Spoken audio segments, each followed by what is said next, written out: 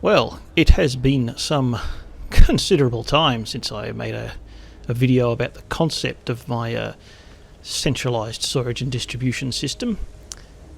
And finally, after many false starts and quite frankly just a lot of piss farting about, I've come up with a completed factory using the system. Now you can see up in the top right corner there, just got those last 700 odd assembly director systems to go. So let's have a look at how it all works out. Let me just, for purposes of demonstration, we'll use this. Now everything comes in via train to start off with. Now that does have its limitations by itself, but that's a subject for another video.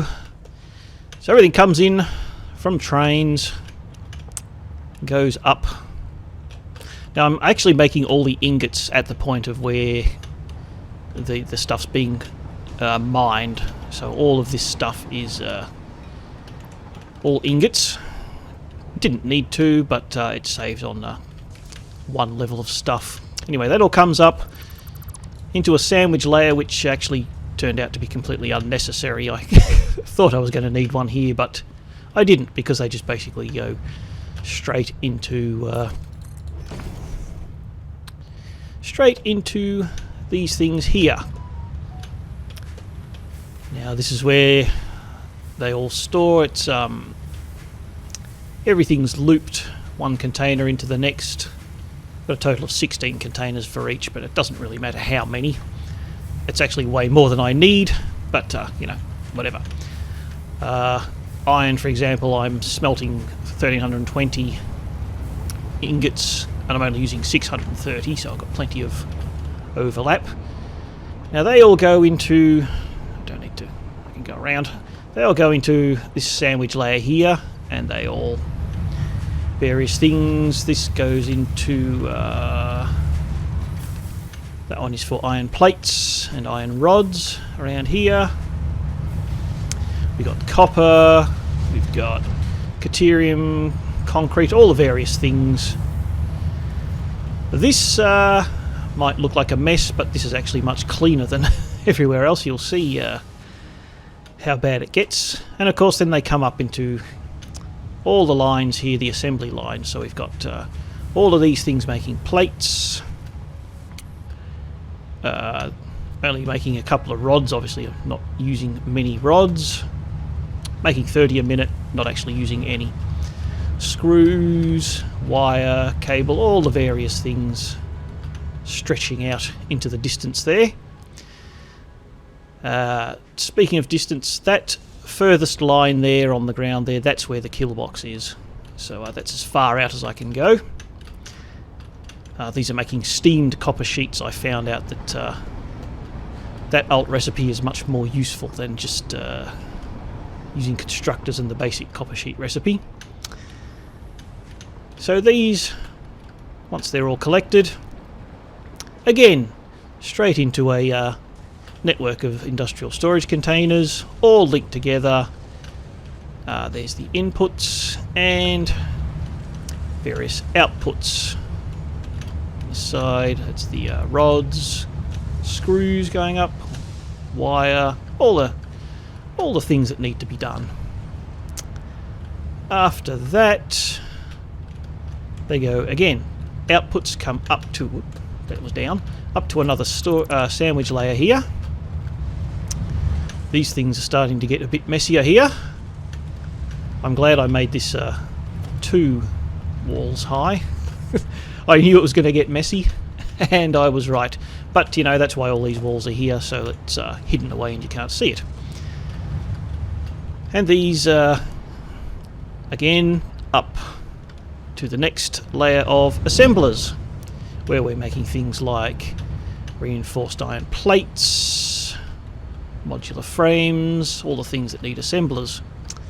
A lot of things need assemblers, so that goes out much further out that way.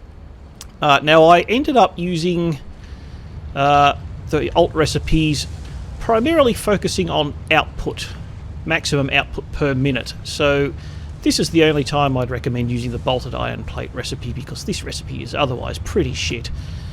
But never mind, I'm using it because, again, purely... that was focusing on the maximum output.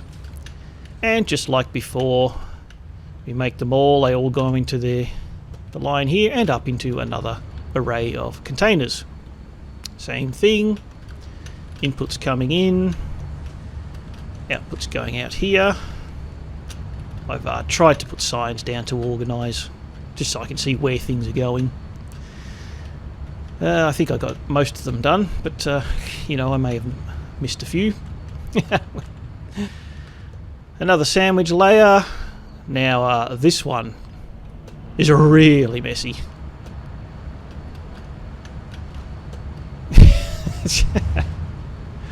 Oh boy, what fun this is. But, you know, that's what the walls are for. And again, the same thing. The outputs, they're going into the next level of manufacturers here. So we're making heavy modular frames, computers, all the things that need manufacturers. I will point out here, these numbers on the default are terrible. It's like 2.8 something and 7 point something, all that kind of stuff. Just a tiny little bit of overclocking to a nice round number. Gives you the nice even numbers of your inputs and outputs. Just if you like to have things nice and neat. That's it though. This is the final layer. So they come up into here. This hasn't even filled up with those. And this is where the whole production line stops. Now this is a fairly minimal factory. It's pretty much only making what I need to get the spell elevator parts going. And in some cases just stuff that I don't even need at all, like batteries. I only needed them for the spell elevator parts, they're not being used for anything else. So I did the semi-automatic method of space elevator parts, where you just grab as many as you need, stick them in your containers here, and feed them into whatever needs to be done. Almost got it, finished it. But that's pretty much it. The entire thing does work. I don't have an architectural bone in my body. I've long since given up making my factories look good. It's going to be sky platforms and ugly boxes for me from now on. But anyway, this is proof of concept. It absolutely works. I did kind of... I sort of boxed myself into a corner. I thought this was going to be heaps of room. Right on the coast there. Going out this way. And, well, yes, technically it is heaps of room. But I can't go out much further. So if I wanted to increase my production by a lot... well, couldn't really do it from here. But obviously I could have made the factory, you know, way over there somewhere and just built it up. Because you can go up really high, something like, I think like 2,000 meters or something up before you hit the kill box in the sky. So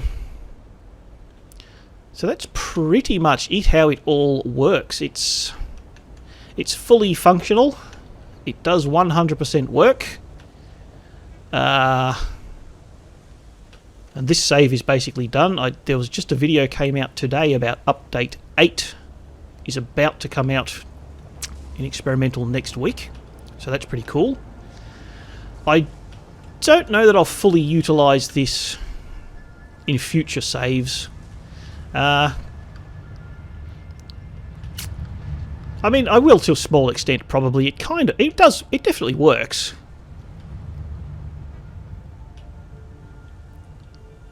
So yeah, I mean, if you want to give it a go, please do. Let me know in the comments if you make a factory using this. I'd love to have a tour of your factory. But that is the end for this video. So thank you very much for watching. Bye bye.